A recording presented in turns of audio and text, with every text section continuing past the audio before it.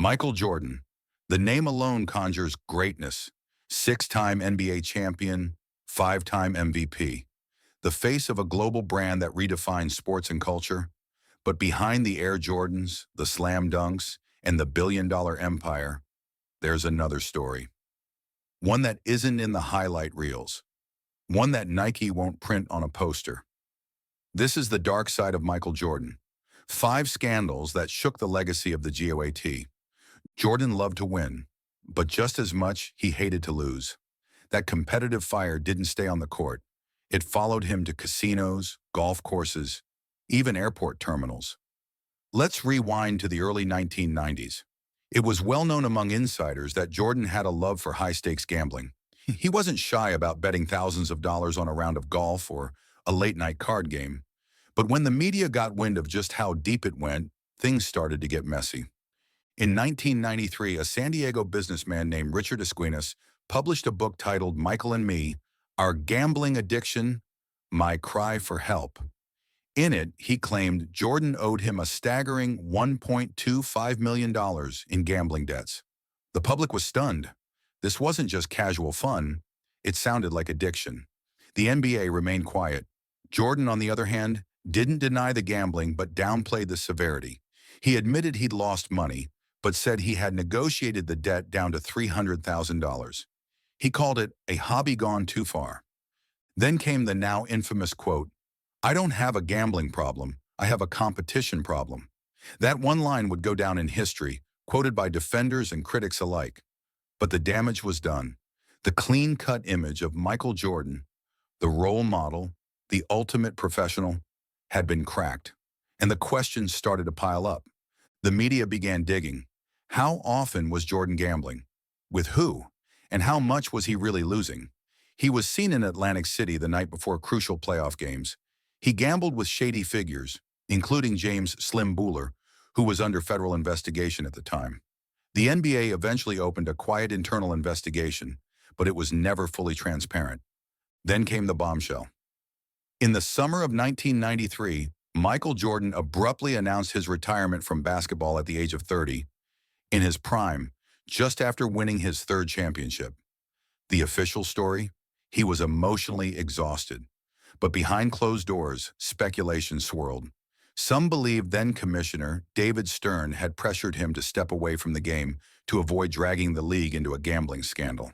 A sort of secret suspension, never publicly acknowledged. Was it just a coincidence? Or was something more going on behind the scenes? The timing raised eyebrows. The rumors never really died. Jordan's legacy remained intact in the eyes of most fans, but to others the retirement only deepened the mystery. What started as a few golf games turned into a headline-grabbing scandal and left behind one burning question: how far did Jordan's gambling really go? Coming up next, the mysterious retirement that shocked the world, and the dark cloud that hung over his return. In October 1993, Michael Jordan shocked the world by walking away from basketball. He was at the height of his powers, 30 years old, fresh off a 3rd consecutive NBA title, universally recognized as the best player on the planet. His retirement came without warning. No injury, no scandal on paper. Just done. The official reason? He was burned out, tired of the spotlight, mourning his father's recent death. But was that the whole story? Jordan said he wanted to honor his father's dream, that he'd always envisioned Michael playing professional baseball. So Jordan signed a minor league contract with the Chicago White Sox and joined the Birmingham Barons. It was a surreal turn. The greatest basketball player of all time, struggling to hit curveballs in the Southern League. But the move raised more questions than answers. Was it really about baseball, or was it an escape from something darker? Jordan's retirement came just months after the gambling controversies had hit the news cycle. His name had been linked to a number of shady characters. He testified in court about his gambling habits. The NBA had quietly conducted its own investigation. And now suddenly, the face of the league was gone. Some found the timing too convenient to ignore. Was this baseball detour a smokescreen for a hidden suspension? David Stern, the NBA commissioner at the time, denied any such arrangement. Jordan laughed off the idea when asked about it, but the theory stuck. People wondered, would the league really risk exposing its most valuable star to scandal? Or would it rather let him walk away, preserve the brand, and let the noise die down? While Jordan played minor league baseball, the NBA suffered. Ratings dipped. The Chicago Bulls were no longer must-see TV. Basketball needed its king back. And then in March 1995, Jordan returned with a simple two-word press release. "I'm back." Just like that, he was back in a Bulls uniform, and within a year he was winning again. The comeback story was powerful. But for conspiracy theorists and skeptical fans, the sudden exit and equally sudden return felt too tidy, too curated, and Jordan never truly put the rumors to rest. If it was a secret suspension, he took that secret to the grave. But the whispers never died. The question remains, was Michael Jordan's first retirement a genuine personal decision, or was it the NBA's way of quietly protecting its biggest asset? Coming up next, the intense competitor and the tyrant behind the scenes. What it was really like to play with Michael Jordan. Michael Jordan was more than just a leader.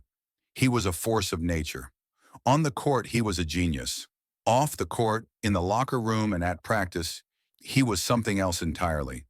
To play with Michael Jordan was to endure an emotional roller coaster of intensity, fear, respect, and at times humiliation. This wasn't just leadership, it was domination. In the 2020 docuseries The Last Dance, the world saw a side of Jordan many had only heard whispers about. He berated teammates. He called them soft. He used words that wouldn't fly in most workplaces.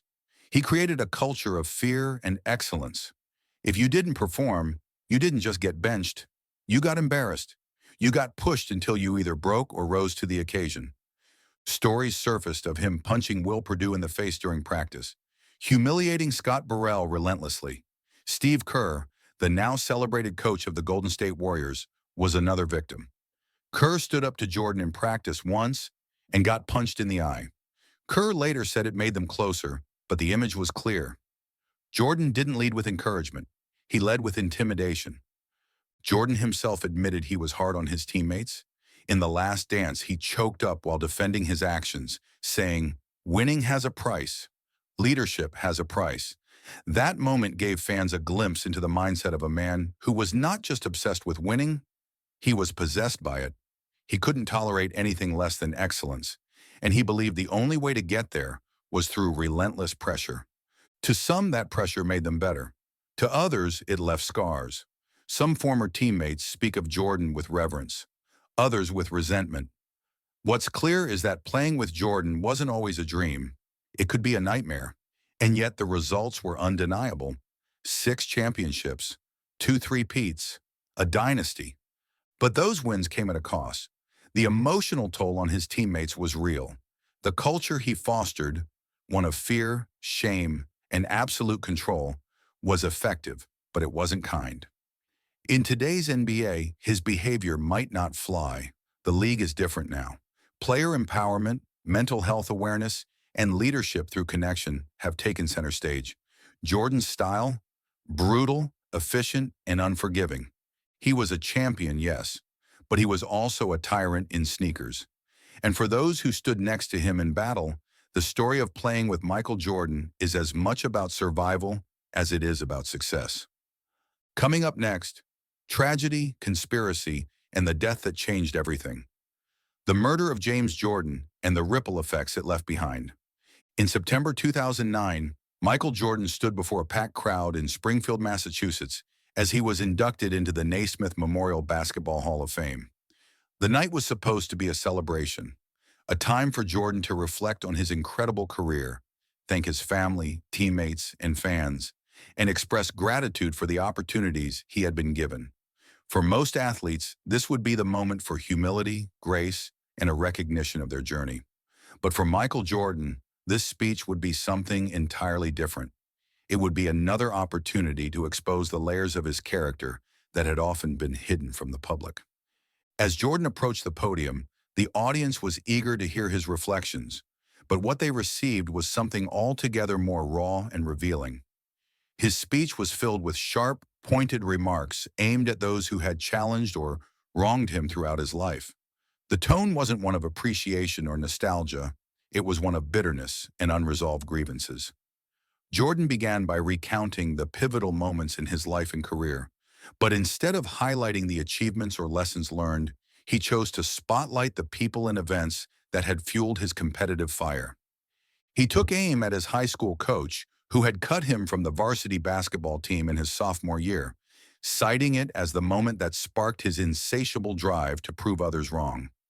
Jordan even took the opportunity to mention how he had used that experience, the ultimate rejection, as fuel to build his legendary career. What should have been a moment of reconciliation or a simple acknowledgement of growth became a public airing of old wounds. He turned the coach's rejection into a central part of his narrative. A story about overcoming adversity, but also a story about holding on to grudges and using them as a lifelong motivator. His speech then turned to the media, a group that had been both a source of adulation and criticism throughout his career. Jordan's relationship with the press had always been complicated. On one hand, he was adored as the best player in the world. On the other, he was scrutinized for everything from his gambling habits to his perceived arrogance. Jordan had long maintained a tense relationship with journalists who often took shots at him, especially during his early years in the league when his struggles to win championships were fodder for tabloid stories. Instead of brushing it off as part of the territory, Jordan pointed to those very criticisms as evidence of his belief in his own greatness. "I took everything personally," he said during the speech, openly admitting how the smallest jabs, even those from the media, had driven him to succeed at the highest level. Perhaps most striking of all, though, was Jordan's mention of his infamous rivalry with Brian Russell, the player who was victimized by Jordan's game-winning shot in Game 6 of the 1998 NBA Finals, a moment forever immortalized in basketball history. Russell had been an integral part of the Utah Jazz, and in that final series, he found himself on the receiving end of Jordan's lethal shot, which clinched the Bulls' sixth and final championship. For most, that was the end of the story, a moment of poetic victory for Jordan, who had led his team to the pinnacle of success one last time. But for Jordan, the memory of that shot was anything but sweet. During his Hall of Fame speech, he mocked Russell, reminding the world that the man who had tried to defend him was still haunted by the image of his failure on the court. It was as if Jordan had never fully let go of that moment, never allowed himself to bask in the glory without revisiting the past and highlighting the victim of his greatness. The shot had been iconic, but Jordan's words suggested that the desire to relive his triumph over Russell was still very much alive in his mind. Even more unsettling was Jordan's treatment of his former teammates, whom he had publicly berated throughout his career, especially during the Bulls' championship runs. Jordan didn't shy away from the fact that he had been a hard leader, a demanding presence in the locker room who pushed his teammates beyond their limits. He spoke openly about the need to pull people along when they didn't want to be pulled, and how difficult that could be. In The Last Dance, fans had already seen the extent of Jordan's ruthlessness in practice, where he belittled and bullied teammates who didn't live up to his standards. The documentary exposed Jordan's tendency to humiliate players like Will Perdue, Scott Burrell, and Steve Kerr, creating an atmosphere of fear and anxiety among the team. But in the Hall of Fame speech, Jordan doubled down on his approach, framing it as an essential part of his leadership. He didn't apologize for his behavior. In fact, he defended it. He expressed little regret for pushing his teammates to the brink of emotional exhaustion. His belief was that only through intense pressure could greatness be achieved. Jordan's infamous punch of Steve Kerr during a practice in 1995, which had been chronicled in The Last Dance, was mentioned in passing. He explained that the punch had been a reaction to Kerr's challenge during a heated argument, but it was clear from his tone that Jordan didn't see this act of physical aggression as a negative. To him, it was just part of the game, part of the fierce competition that drove him and his teammates. The idea that his teammates would see this as bullying seemed foreign to Jordan. In his mind, it was simply the cost of winning. He was willing to endure the emotional fallout from his actions because the end result was worth it: championships, legacy, and, of course, personal satisfaction. The speech was polarizing. Some fans and analysts appreciated the rawness, the honesty. They saw it as a testament to Jordan's unwavering belief in his own superiority and his uncompromising nature. They admired his unrelenting drive to succeed, even at the expense of relationships or public perception. To them, it was the ultimate display of what it took to be the best, a reflection of the same fierce competitiveness that had driven Jordan to 6 NBA championships and countless accolades. But others found the speech unsettling. It painted a picture of a man who, even after everything he had achieved, could not let go of the past. It exposed the darker side of his personality, one that had been masked by the public persona of the smiling, winning basketball icon. Jordan, it seemed, could never fully escape the anger and resentment that had fueled him throughout his career. The speech wasn't a moment of closure. It wasn't a celebration of the game or his achievements. Instead, it was a reflection of a man who was still obsessed with proving everyone wrong, even after reaching the pinnacle of success. Jordan's Hall of Fame speech was more than just a moment in time. It was a stark reminder of the emotional toll that greatness can exact. For Michael Jordan, there was never enough. No matter how many championships he won, no matter how many accolades he received, he was always looking for the next challenge, the next slight, the next person to prove wrong. And in that pursuit, he had left behind a trail of broken relationships, old grudges, and emotional scars. The speech also highlighted a central theme in Jordan's career: his refusal to ever let go of his competitive fire. It was a fire that burned brightly, but one that also consumed him. In the end, it was a reminder that Michael Jordan wasn't just a basketball player. He was a man haunted by his own need for validation, driven by a relentless desire to be the best at any cost.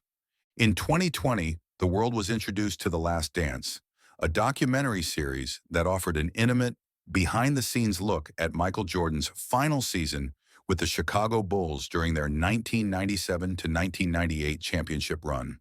The series, directed by Jason Hehere, became an instant cultural phenomenon. It reignited discussions about Jordan's greatness, his impact on the game, and the complexities of his legacy. But amid the adoration and nostalgia, The Last Dance also pulled back the curtain on Jordan's darker side, showcasing a ruthless competitor who was willing to go to any length to achieve victory, even if it meant alienating those around him. For many, The Last Dance was an opportunity to relive the triumphs of the 1990s Chicago Bulls, the dynasty that dominated the NBA with 6 championships in 8 seasons. The footage of Jordan's final season, combined with interviews from teammates, coaches, and media figures, provided a glimpse into what it truly took to reach the pinnacle of the sport. But what was more surprising, even shocking, was the portrayal of Jordan's leadership style. The documentary showed a man who was not simply a great player, but someone who wielded his power and influence over his teammates in ways that were far from conventional. Throughout The Last Dance, Jordan's relentless pursuit of excellence was on full display. He didn't just want to win, he needed to win. And not just for himself, but for the team, for the legacy, and for the sport. However, the documentary also revealed the dark costs of that drive. Jordan was shown as a leader who demanded perfection, often pushing his teammates to their emotional and physical limits.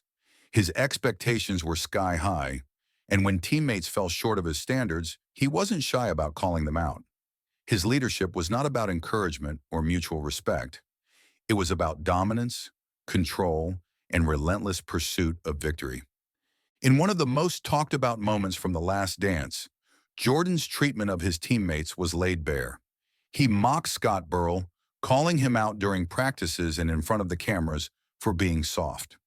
Jordan even admitted to physically confronting his teammates, such as the infamous practice altercation with Steve Kerr.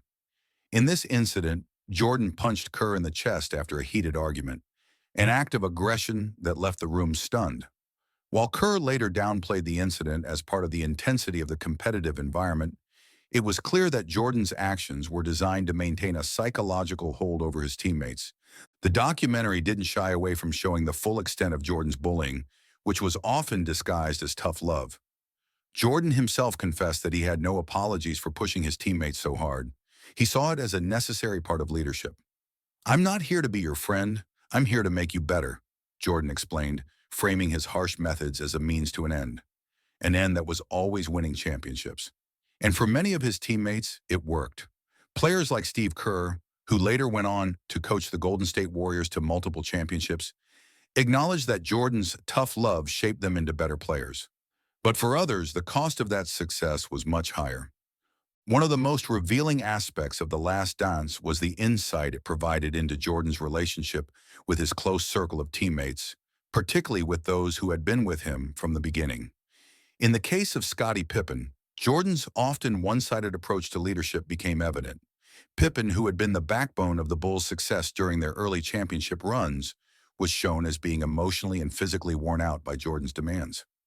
Jordan's infamous comments about Pippen during the 1997-98 season, criticizing Pippen's decision to delay surgery on his foot to avoid playing during a contract dispute, exposed the underlying tension between the two men. While Jordan was the undisputed leader of the team, Pippen's bitterness about being overshadowed and underpaid during the peak of the Bulls' success began to surface. The documentary also shed light on Jordan's complicated relationship with his coach, Phil Jackson. Jackson, a Zen master of coaching, was often the counterbalance to Jordan's intensity. Where Jordan was driven by a need for control and dominance, Jackson emphasized mindfulness and balance. However, even Jackson was not immune to Jordan's pressure.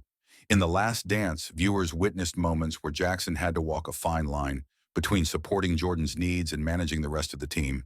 There were times when Jackson's leadership style seemed at odds with Jordan's unrelenting desire to win. But despite these moments of tension, Jackson understood Jordan's psyche and was able to navigate the complexities of managing a superstar who could be both demanding and emotionally volatile.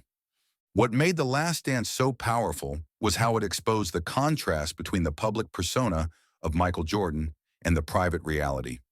On the court, Jordan was the epitome of grace under pressure, the iconic game-winning shots, the dunks, the clutch performances that defined his legacy. Off the court, he was a man haunted by his own need for perfection. The documentary showed the price of that perfection, both in terms of his personal relationships and the emotional toll it took on those around him. Jordan himself reflected on how difficult it was to maintain such a high level of intensity for so long. "I was trying to be the best I could be every day," Jordan admitted. "It took a toll." The documentary also revealed the emotional strain that came with being Michael Jordan. It wasn't just the pressure of winning championships or the stress of being constantly in the public eye. It was the loneliness that accompanied such a singular pursuit. Jordan's friendships, while genuine, were often overshadowed by his relentless competitiveness. He wasn't able to relax or let his guard down, not even with those closest to him. His teammates, particularly those who weren't part of his inner circle, could sense his isolation. Jordan's fear of losing, of failing in front of the world, was all-consuming. His friendships became a means to an end, a way to extract performance from those around him to further his own goals. The documentary's most powerful moments were when Jordan's personal vulnerability showed through. He admitted that winning wasn't the only thing that drove him. It was also the desire to prove his worth to those who doubted him. For Jordan, every slight, whether real or imagined, became fuel for his competitive fire. The drive to prove himself to others, to shut down critics and naysayers, was one of the defining themes of his career. The story of his first retirement, for example, was framed not just as a break from basketball, but as a moment when Jordan felt he had something to prove once again.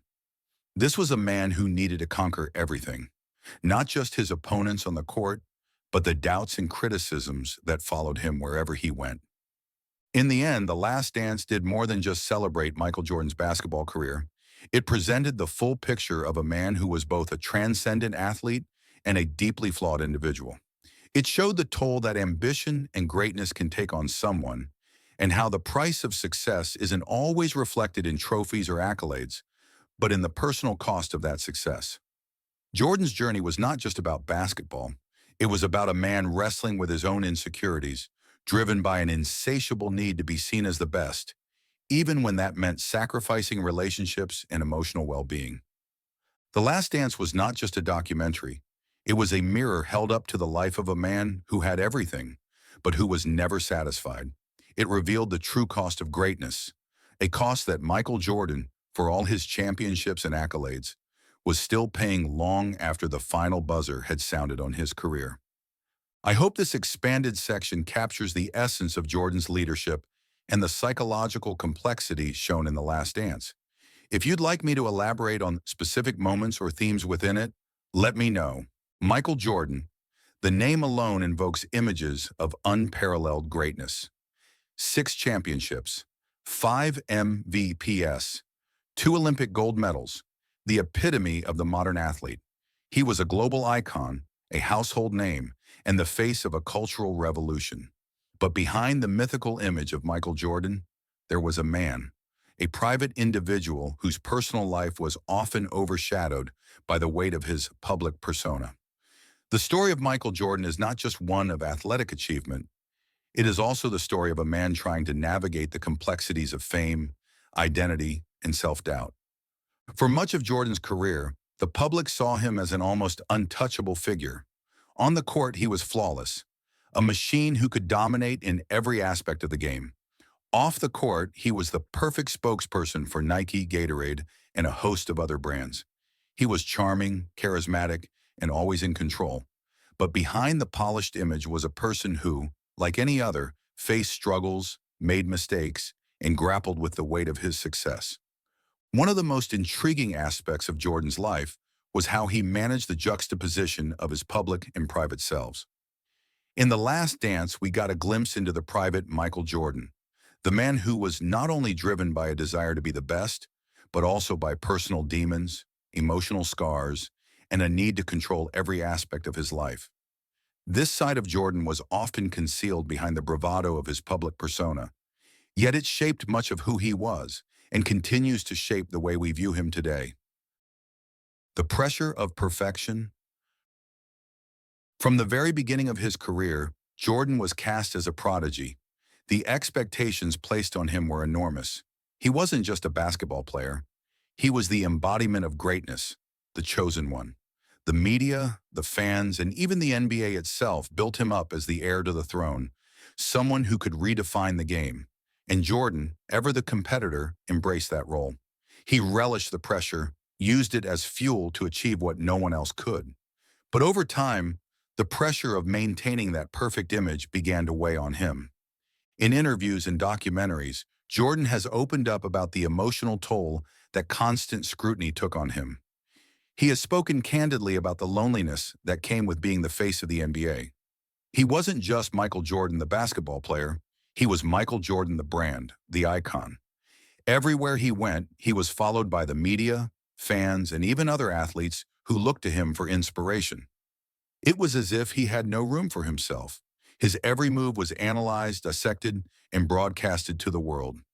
In The Last Dance, Jordan admits that he wasn't always happy during his playing days. He was constantly battling with the expectations of others while trying to meet his own impossibly high standards. There was no time to relax or let down his guard. Even when he was not on the basketball court, he was still Michael Jordan, the GOAT, the ultimate competitor. The weight of that fame and those expectations became an inescapable burden.